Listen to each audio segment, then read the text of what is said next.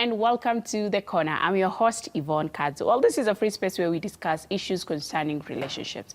And you know, in today's world, most people, or majority of people, when you ask them if they have been either heartbroken, disappointed, divorced, separated, this is such a very common issue in so many people in today's world. But what really happens after that?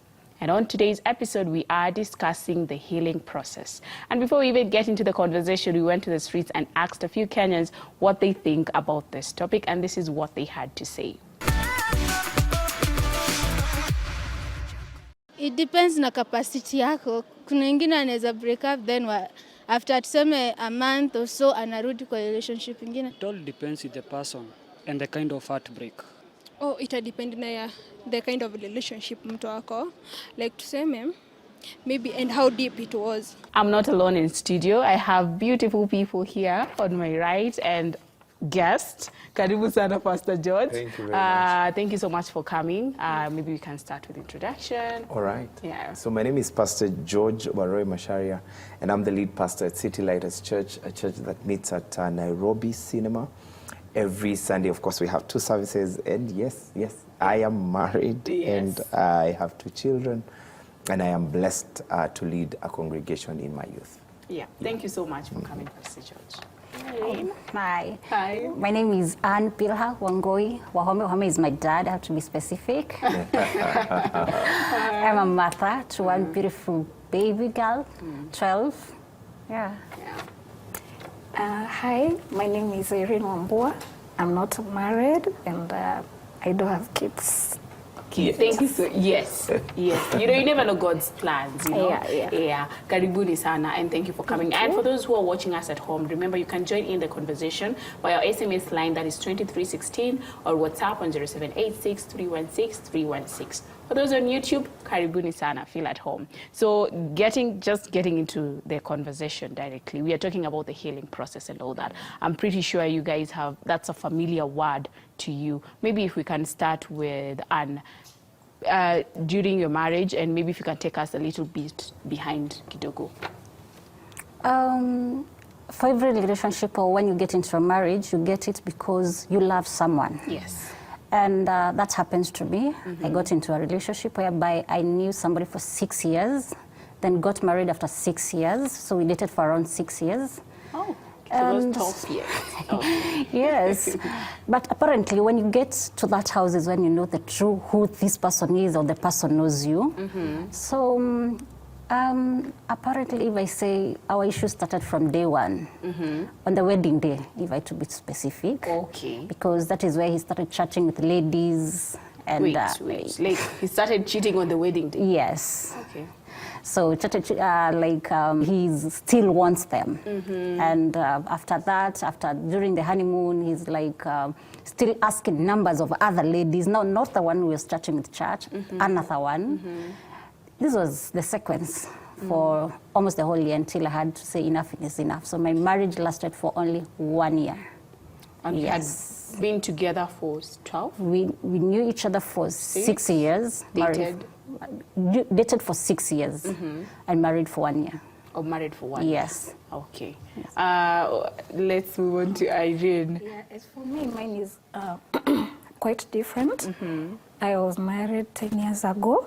My marriage lasted around 10 years, to be precise. But along the way, I realized I was not conceiving. We loved each other. It was the best I can say.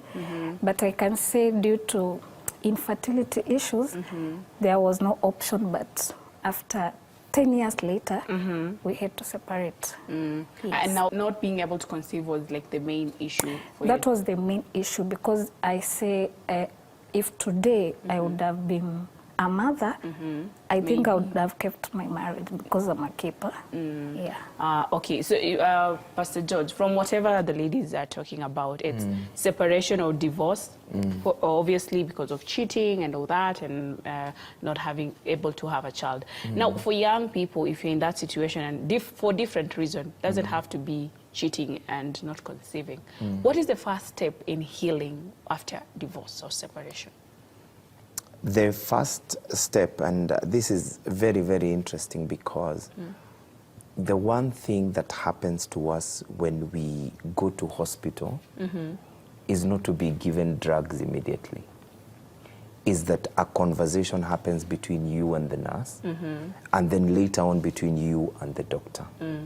And for there, that's what we call diagnosis. That's where the doctor is able to diagnose, tell you, I think based on the information that you have given me, this is what is going on. This is what is happening to you. And so in the healing process, in any disease, if you would, our bodily disease, or infirmity, or something that's going on within your system, the first thing is not to be administered to drugs. It's a conversation that must happen between you, either and the nurse or the doctor. Then the doctor is able to ascertain and know, based on what I am hearing, this is most likely what is going on. And so the first process of healing, and this is very, very critical for you, anyone who is listening to us this today, is that you must have a conversation. A conversation must ensue because I'm able to pick out where the challenge is. Now, what happens in relationship then is that the number one thing that we've been taught and told is not to say. Yes, to keep it. Is not to have a conversation. What happens in our home stays in our home. And yes, it should be that way in most cases. But when now it begins to get sick, then now that's when now you begin to find a mentor couple or people who you look up to, and then begin to have what conversation based on what is going on. Yeah. For Anne, if I can just get back to you, did you see any red flags? Because you've dated this person for 6 years. Did you see any red flags? And you know, maybe, or maybe did you have the mentality of maybe he will change once we get married? Surprisingly, not at all. What? Not at all. By the way, it was a long-distance relationship because I was in Nairobi, he was in Isiolo. But I will not think he's cheating at all. Even up to date, even the relatives, even whoever, still wonders what happened. You like, hakuna any chance maybe Not you saw at all. a text and you're like, where, what's not happening? It was totally okay. Yes. So even when the red flag, when now the character started developing, did you ever have like a conversation with him? Yes, we did, and even involved. I did one thing. I didn't want to involve my family, so the family that I involved was his family, and the person I would involve is my mother-in-law. So we should come, we talk, and it was this lockdown period. So she'll find her way all the way from. She was outside now, like she's not outside. She was outside Nairobi, so she'll find her way. She come, we talk, she goes back. 2 weeks, another thing crops up.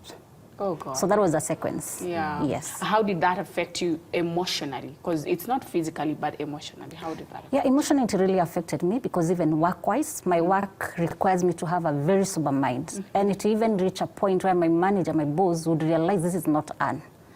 I'm supposed to, like in my work, I'm supposed to serve over 200 customers. Surprisingly, I would serve only 60 customers. Wow. Yes. And I have to attend work. But now that's an 8-hour shift, but I'm not doing it. I'm not delivering. Yes. So I had to be open and tell her what is happening. And that was around, it was a whole year, and I'm working from home. So this, I'm seeing him, the same things are happening in the house, so I can't have nothing to control over me for a whole year. Yeah. Yes. For Irene, in your case, it was totally different. Yeah. Did you ever have the conversation of, we are not able to have a baby? Or how did it come until now you decided to separate? After around 4 years, that's when I discovered I was not conceiving. And now that's when you talk to your husband, and he also gets concerned that why is it not happening? So from there now you start the procedure for diagnosis, and then boom, you realize you have an issue. Yeah. So slowly and slowly, the African man who wants kids and his people, before I knew it, he had already got a child and another wife and introduced them to his family without my knowledge. So when it happened, maybe 6 years later, and I was totally not conceiving, I could not keep my marriage, there was no option but to separate. Yes. Pastor George, if I may ask, what are some of the misconceptions people have about separation and divorce? And so once people come together, there's a joining that happens. And that's why we call it either divorce or separation, because when two people come together, there is something that happens which cannot actually be explained, but there's a joining that happens. And so when now those two people don't quite agree, that's when we call it a separation of sorts. That people now kind of like there's a rip. That whatsoever bond that was there is ripped, and that's why it becomes hurtful. It becomes challenging. It becomes, that's why we are even having this conversation now, because it is not an easy space for that ripping to do what to happen. You know, you're two different individuals. Yes, but that coming together, there's something that happens, and I may not be able to explain with human language because it's not there.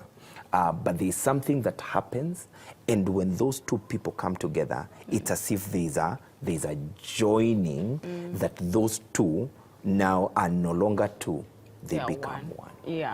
And so that's why that ripping, regardless of the situation that is there, children, cheating, you know, distance relationships, and all those manner of things. That's why that is called now a divorce or separation and what have you. When we are joining people, we say, let what God has joined together, let no man, woman, situation, circumstance, let them put them asunder. In the case of Irene, it's and I really feel her. I feel her issue, and I know that sometimes there we are as African, especially us who are African, and I want people to be named after. You know, to carry your name, to carry what you would call a legacy. But yet at the same time, when we have really put our mind onto something, then we fail to see the other options that God provides. I think also sometimes us as human beings, we have that perception where we want God to bless us, and we want Him to bless us in a way that we want. Like, God bless me, but bless me through this way. Maybe He's going to use another way. For your case, Anne, did you ever feel, you know, weird that you decided to walk out? Because were you the one who initiated the divorce? Of course, it's me. Did you ever feel like, hey, you're doing something weird? Did the family around you, you know, feel like, what are you doing? Because divorce is a taboo until recently. It's more like people are like thinking about it. Having done a church reading, it's very hard to get out. You have to think, because there's the society. What will the society see? So it took me time. I would tell him, I'll walk out, you know. And then he's like, you can't. Until one day, one morning, it was on 28th December 2020. I told him, you know what? You know, apparently I'm the one who was paying bills. So instead of telling him to get out, I also got out and got up another house. And that is how we separated. How did your family and the outside voices, you know? It took time for even my own family to know. Wow. Because even the whole story of all that was happening, you see, I was covering him from my family. It's their family, their mom, who told my mom. Yes. Yeah. Oh, for Irene, how did you handle the outside voices, you know, when, you know, people would always want to have an opinion in someone's life and all that? Yeah. For me, it was shocking to my friends, to my family, and to everyone. Because no one knew about me for those 10 years. No one knew what I was fighting. I was not talking. I never told anyone I have issues. So that is one problem that we do for those who discover they have issues as a woman and you cannot conceive, you try to avoid that word barren. So you are like, if I tell my mom, if my sisters know, so you hide it totally. So as for me, it was quite different because they did not open up to people. So they came to realize later when it was too late. Because out there we would be very loving, we were a couple, but inside we were done. So it just happened. So for you, you bottled it up. Feature kabisa. Well, we are taking a short break, but we'll be right back. Tomorrow on She. People tend to doubt your decision-making skills. Or they're like, it's a girl doing it. Are you sure the video quality is okay? I'm a very strong-willed person. You can't tell me to do something that I don't want to do. If I don't want, trust me, I will not. Know who you are, learn to be calm, even in situations where you're not supposed to be calm, but also speak out. The experience of women in media is not the same as the experience of men in media. It's tomorrow at 8:30 p.m.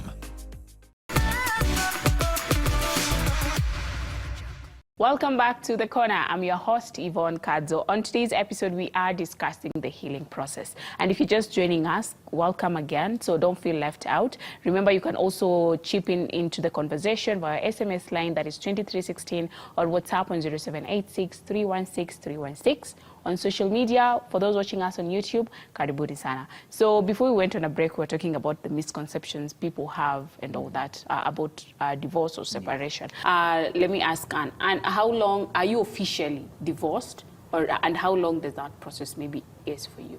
Okay, first, divorce in Kenya is not an easy process, and I'm not divorced officially, but in the process.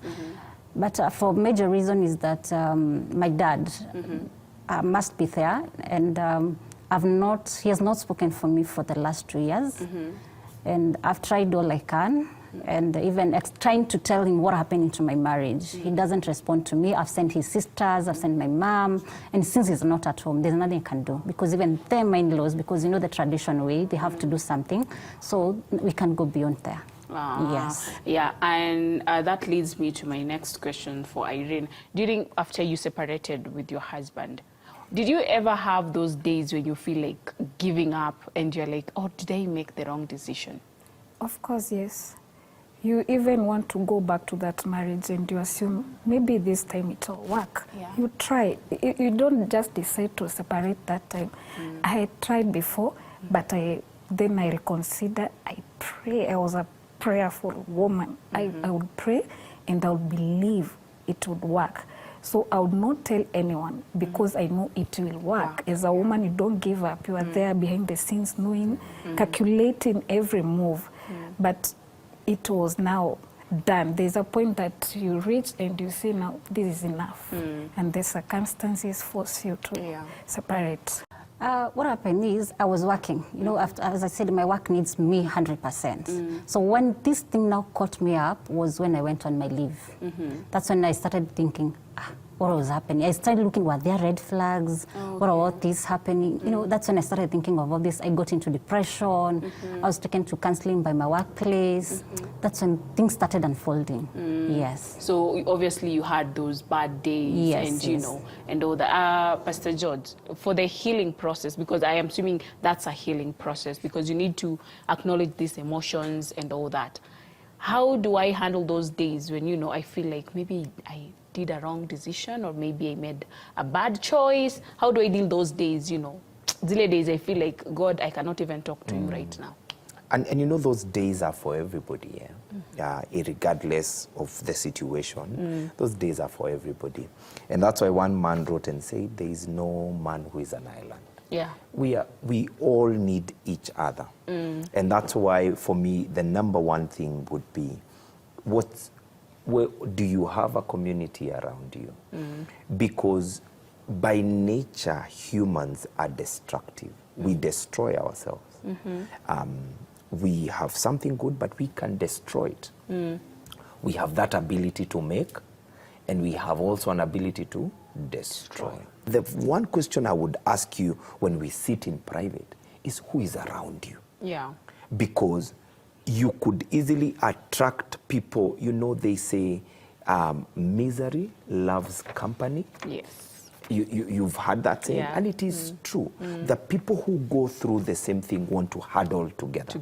And that is a destructive thing. Because when we huddle together, I'll be telling Irene One what they did to me, what happened to me. You understand? And so it makes Anne more angry, makes Irene more angry, and Irene says, this is also there. But when you have people now, you say, yes, I know we have gone through a difficult season. Yeah. We've gone through a difficult time.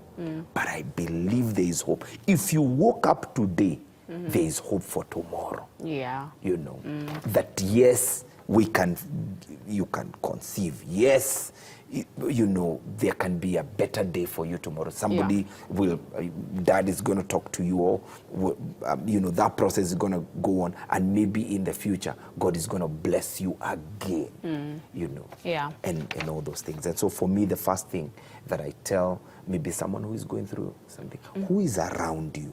Do you have a community around you that would help you in your difficult moment to uplift you? So it's the surrounding. That's very true. If I may throw this to both of you. I mean, how did you handle, or until now, can you say that you're healed? Like maybe you're okay with what happened? Like, you know, that happened, I'm okay with it, let's move on. Can you say you're at that point? Oh yes, because first I forgive myself, I forgive the person, because inner peace is very much important. And being that I have my daughter around, and you know, I didn't say, she was told, he was not the biological dad, so she was told, don't call me dad. You see, that is, you know, you have to make her feel appreciated. She has a mom, so, and she was 9 by then when I was doing the wedding, so she knew it. And funny enough, I did the wedding during her birthday, so you have to create a peaceful environment, forgive him, forgive myself. And one thing I never regret my wedding. It's one of the best. I planned it, it was what happened, whatever I wanted. And like the things I say, a wedding is not a ticket to a successful marriage. And a marriage doesn't mean that it's okay, it looks funny, but I say it's not a ticket to heaven, because there are people who like, I have to do a wedding. You know, some of these things you have to, you know, just take them real like they are. And at this time, I'm very okay. Like I'm healed, and I still love my families, and I know God will bless me. That's true. So you're still also looking forward to one day settle down again, do another beautiful wedding. Sure. Yeah, that's nice. For Irene, would you say that you have healed, that you're okay with everything that happened and all that? I can say I'm not yet okay, but I'm on the way. Good. What happened, I first told myself, it is okay. That has happened, fine. And then now I'm on the process of finding ways of how I can heal. For example, like you said, you surround yourself with people who will impact positivity in you and tell you tomorrow things might change. So I'm in the process of finding my way to be finally okay. And that's very nice. Actually, that's very encouraging, you know. You're such a strong lady. I'm pretty sure you will find your way through that. For Pasi, what are the, you know, I wouldn't call them repercussions, but the dangers maybe possibly one can face if we skip the healing process. Because sometimes things happen and maybe people hope from one marriage to another. You know, this didn't work. The way I'll deal with it, I'll get married again, or I'll move on to someone very fast, especially our generation. It's wachana na huyu, next. You know, it's like we are moving too fast. What are the repercussions of something like that? Is that, number one, when you are not healed, if you are sick, if I am sick, then mimi kuambukiza mtu mwingine it's easier. True. Isn't it? If I have flu, and like you remember, we've come up from a very difficult season where you were told, if you see these kinds of symptoms, what do? Isolate. Quarantine. Sit at home. I mean, it's a difficult thing. It's something that you are not used to. But you're told, do what? Sit at home. You know, for those 14 days, you're going to heal. The body has a way of bringing itself back, you know. And it is true after 14 days. Once you are faithful to do that, then you are okay. All right? And now I can come have a conversation with you. If I don't obey the rules of engagement, and I come out before the time, I put you at danger. And so what happens is that the first danger of people who jump from one thing to another is that you are most likely than not going to hurt that person, because you haven't healed. And so what you're going to do is that you're going to spread anger. And the bitterness that was for somebody else guess what? You carry it on to somebody else who has no idea of what happened to you. You understand? And that doesn't just happen in a marriage, in a failed, what you would call a failed marriage. Even when us as individuals, and that's why the time of singlehood is very, very important, so that you get to discover who you are, you get to appreciate yourself, you get to deal with yourself, so that as you jump into a marriage, you have healed from the many things that could have happened in your life. All right? And so if you don't heal, then most likely than not, and I can assure you, if you're watching us today, is that you're going to hurt somebody else. And it will not be as good. And you know, the more you keep hurting other people, it's like you keep piling sicknesses, and guess what? The other person you go to, you take two of them. Yes. Yeah. That's true. As we wind up, Anne, in 30 seconds, what advice can you give to a young person out there who's probably in that process of healing? Maybe he or she is divorced for some reason, different reason. The first thing is love yourself. You know, the most important, love yourself. It's the only time you can make sober minds or sober decisions with a peaceful mind, because you already love yourself. Yes. Yeah. For Irene, I'm pretty sure there are so many people out there going through what you have gone through or what you're going through. But what word of encouragement can you tell them? First, I'll tell them to try God. How about try God? How about stop with the IVF? You have money, you go everywhere, you try to conceive. Try God. And then maybe something that I was taught by a counselor, denial is good. It makes you keep moving, fighting on. So just fight on. Yeah. Thank you so much, Irene. Pastor George, as we finish up, a word of encouragement to young people out there who are probably they're not on a very smooth role when it comes to marriage at this time. And I like what Irene has said, lean on God, lean on God. And I know probably there's somebody who is watching us and probably doubting, is there a God? And if Irene could hold on to a God after 10 years and moving forward, and she's still saying, try God, then you know there is a God in heaven somewhere. And he hears us when we call on to him. And I want to encourage you, if you're going through a difficult time, a difficult season in your life, look for a church around you. It will help you find God. In itself, it's not God, but it will help you find God.